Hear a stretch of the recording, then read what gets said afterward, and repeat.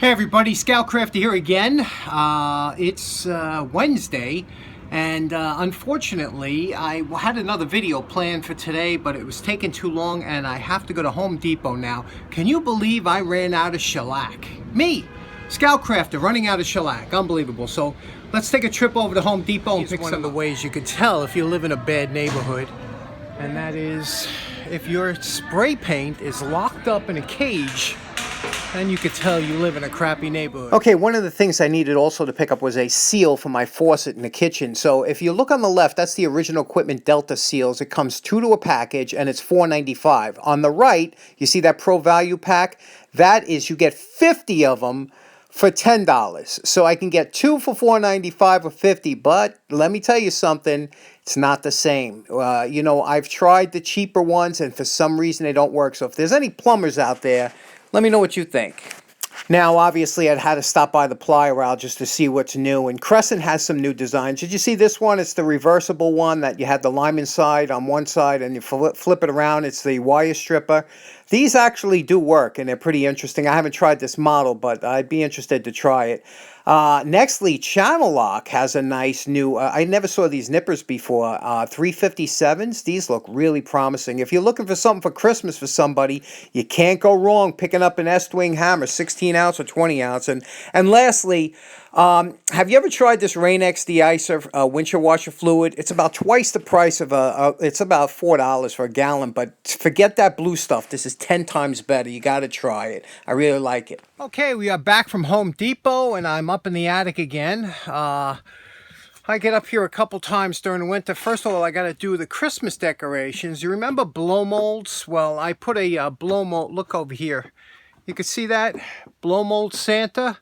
I put him in the window. I turn him around, obviously, but I put him in the window of the attic, and that's part of my annual. I love blow mold stuff. I have a whole bunch of Santas and reindeer and all kinds of stuff, you know. That was big in the 60s and 70s, and still you see it around. I always wanted the manger, you know, the whole group of people. It has the 3 kings and everybody, but I want to get one of the old ones, and let's get started. Okay, we turned him around. He's facing out the window now, and here's an original old blow mold. This is what they used to look like. It's really not the same plastic as they use now, but this is an early one, an early Santa. Do you remember any of these? He was actually pretty good looking when he wasn't lit up. You know, he had nice painted surfaces on there.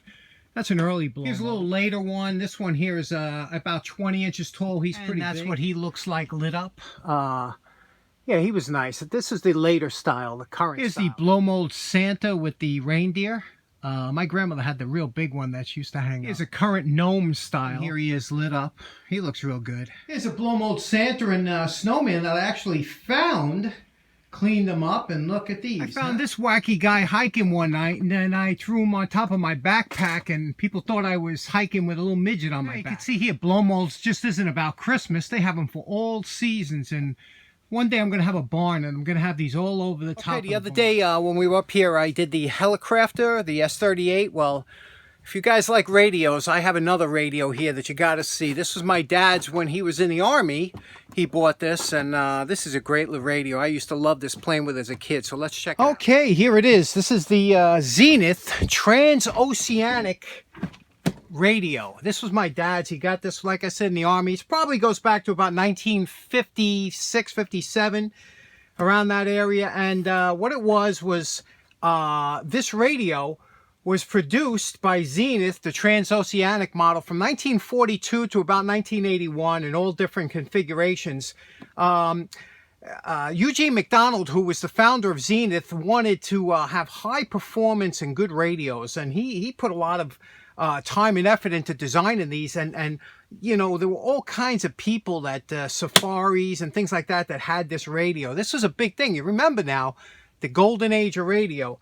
Obviously it's shortwave, and it has this cool wave magnet. You unscrew these 2 little screws here, and this little plastic antenna can come off, and you could attach it with suction cups to a window.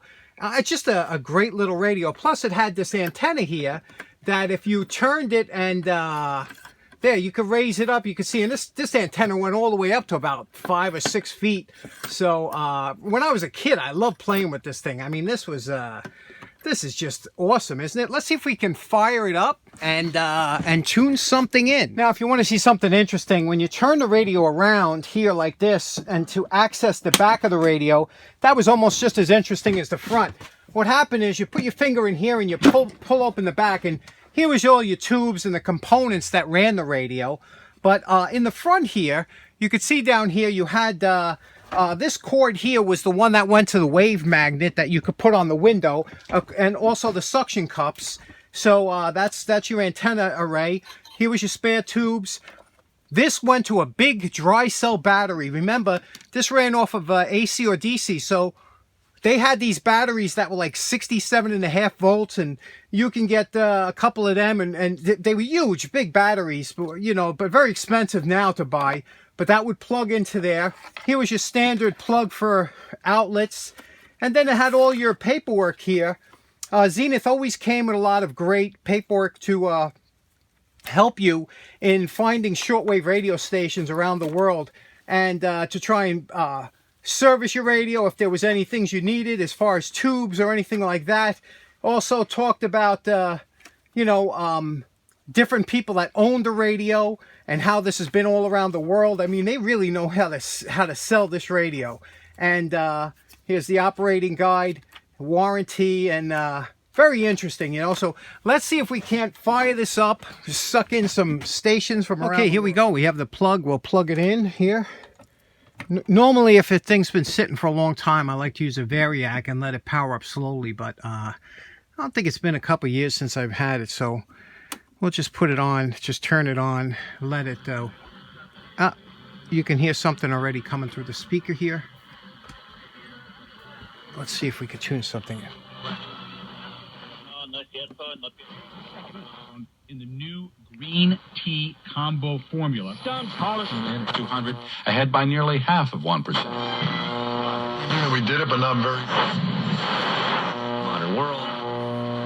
Spent the night under a tree. Yeah, it's tough. Night's mighty cold for this time of year.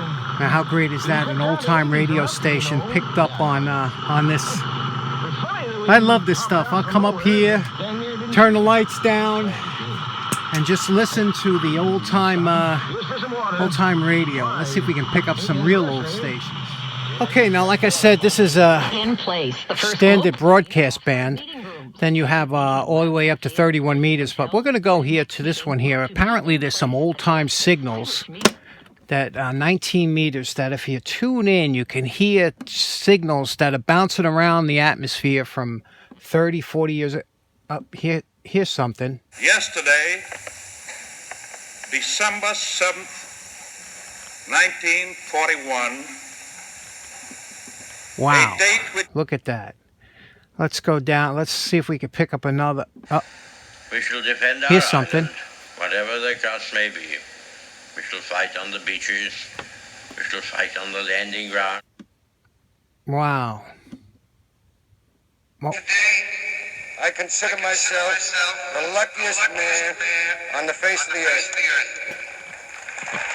wow, that was interesting, huh? Imagine those signals still bouncing around after all them years. Anyway, hope you enjoyed the visit to the Zenith TransOceanic, my dad's, and I'm taking good care of it for him. Okay, real quick, battery's dying. Who remembers this? Oh yeah, if you grew up in the 60s or even the 70s, look at this here. Remember that telltale lever action? Listen to it. How nice is that, huh? Is that sweet? And this was, Chuck Connors made this famous from the Rifleman. But this one, he has the brass accents. This was actually a John Wayne commemorative. It's got his initials on the buttstock, you could see. But this was always a great rifle. And just perfect, you know.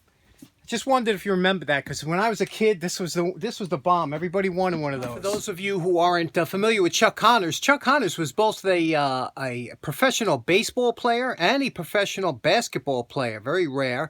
And he was also a writer. He did a lot of different things, but he was most notably known for playing Lucas McCain on the Rifleman from 1958 to 63, and that's where most of us remember him from. And he was the real deal, you know. That guy was an athlete, and from what I read up on it, he really wanted to learn how to use that rifle, and so all those stunts and everything you saw, that was really him doing it, and I don't think anybody else could have played that role like he did. Anyway, thanks so much for tuning in. I know this was kind of a little bit of a mosh, but Friday you'll see what I've been working on this whole week. Thanks very much. Take care now. Bye-bye.